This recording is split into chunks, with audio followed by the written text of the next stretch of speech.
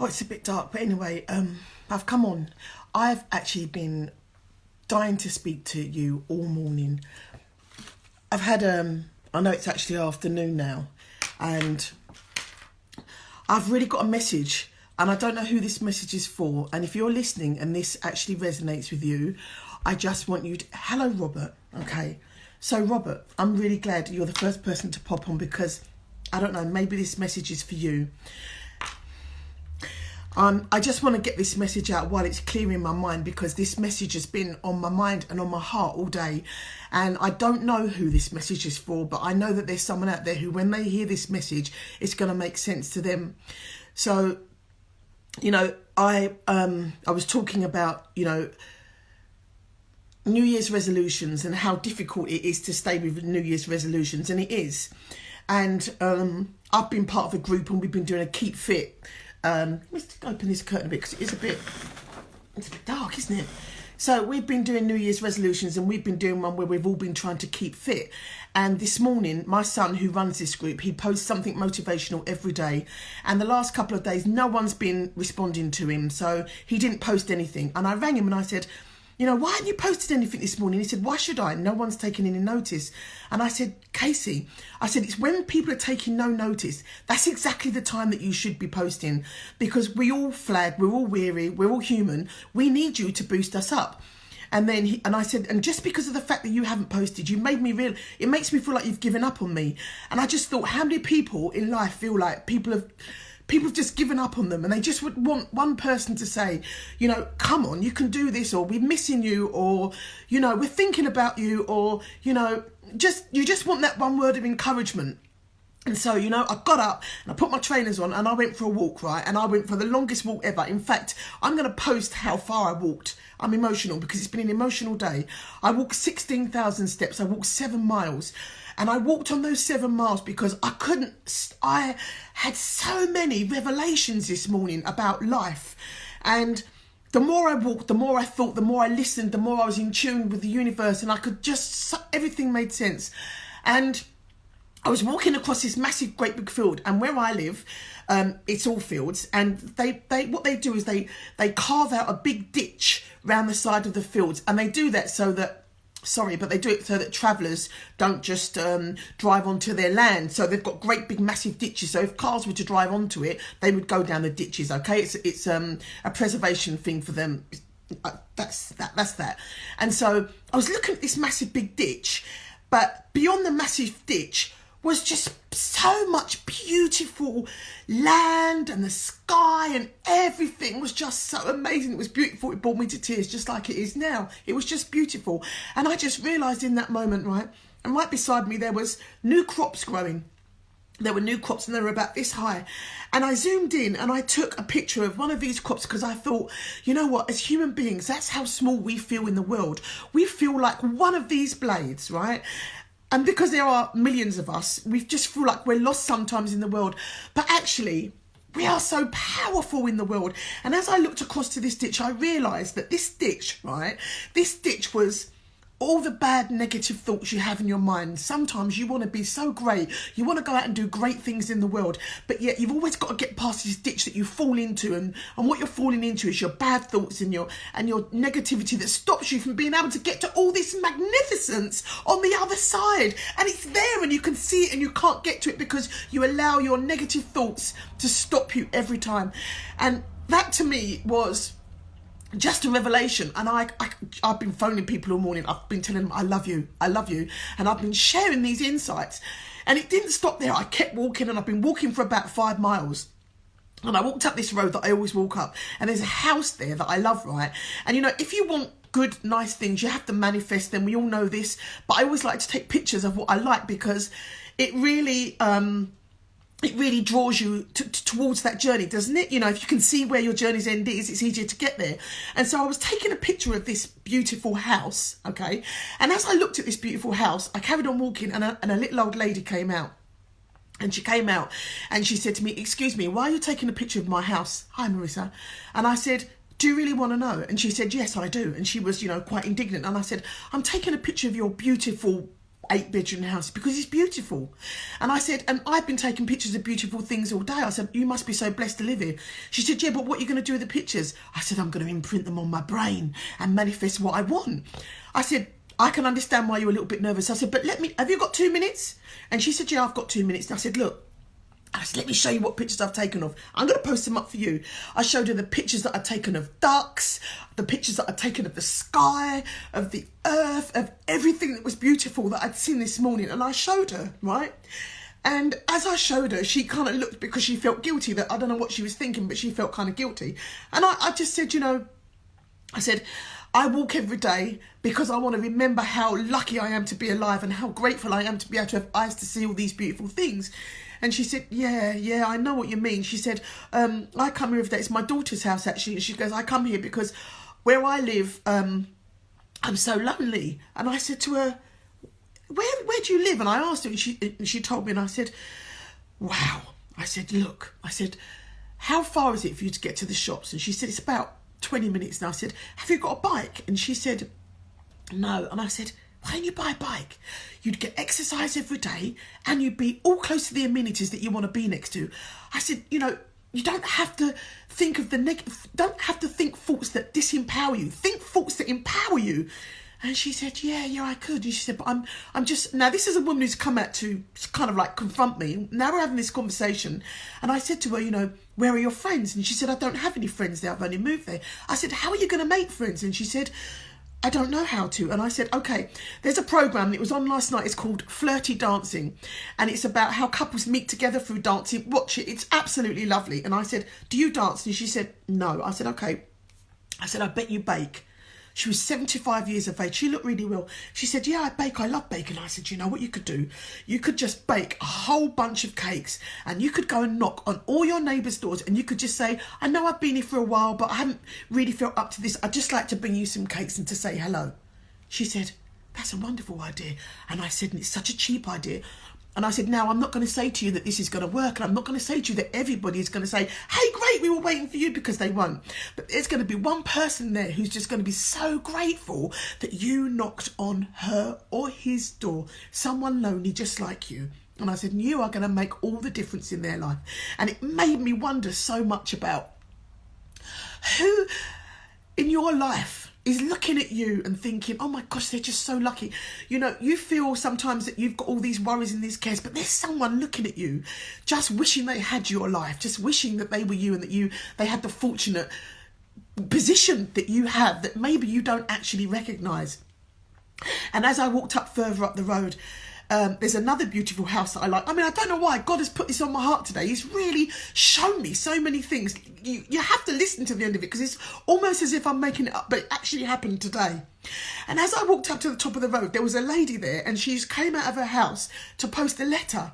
And this house was amazing. It was magnificent again. And I said to her, wow, what a beautiful house you have. I said, because it was an amazing view. I'm going to post all of these pictures up. I said, it's an amazing view you have. She goes, yeah, it's really nice. And she said, and all the fir trees that are planted down there, it's really lovely. I said, I know. I said, I've just walked that walk. I've just walked 5 miles and I was blown away with how beautiful everything is. She said, yeah, but, it's a little bit of a way to the shops. And I said, I've just had this conversation. I must have been sent out this morning to deliver this to you. I said, do you have a bike? She said, no, I don't. I said, why don't you get a bike? Literally, the shops are just at the bottom of the road. It'd take you 10 minutes to cycle down the bottom of the road, even if you were rusty. And when you got really good, it'd take you 2 minutes and it would get you out and it would get you fit and you'd be able to see the rest of the beautiful world around you because it's such a lovely walk. I've just walked it. And she went, yeah, I could do. 2 people that to transform their lives, it would take 2 bikes, but yet they live in like £500 million houses. I was telling my son this same story and he said to me, Mum, he said, you sound angry. I said, I'm not angry. I'm frustrated. I'm frustrated that people have so much in their lives that they can't see. That's right in front of them, that they maybe just needed to adapt it or tweak it in some little way to be able to appreciate how blessed they are. And I know there are plenty of you out there who are focusing on something that's not going quite right in your world and you're focusing in on that and it's becoming bigger and bigger and bigger when you could just take 2 minutes to stand still and go, you know what? There must be one good thing that I can focus on. And I am going to focus on that. There must be one good thing you can focus on that will take you out of the slump that you are in. And I know I'm emotional because I've really felt it. That was not the defining moment for me today. And that's not the defining moment for me today. I've just been sat here and I had to speak to a friend of mine. And have you ever looked in your phone and gone to call somebody and you've called them, but you've got the wrong Debbie or you've got the wrong Jane? We've all done it, right? Well, I'm not going to say any names, but I pressed the wrong somebody today. Sorry, I should need to get a tissue. My nose is running. I'm sorry. I called the wrong somebody today, right? She doesn't know. And you know, sometimes when you call them, you go, oh, is it you? Oh, no, I wasn't meant to speak to you. I wanted to speak to somebody else. That's what you say, right? And you put the phone down. I wouldn't do that. I wouldn't ring somebody up.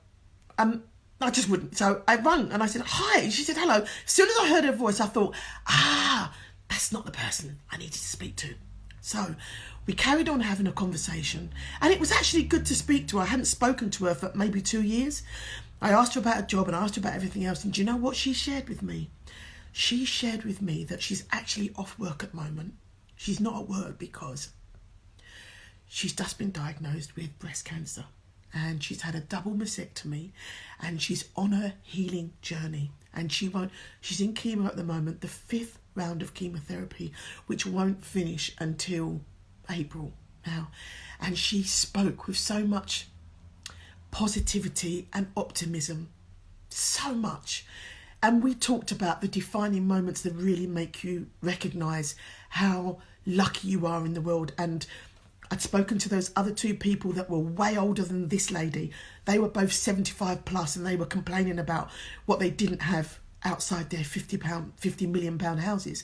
And here's my one friend who's a lot younger, who is going through this painful disease, and she is just recognising how fortunate and lucky she is. She didn't see me, she could not hear me with my silent tears.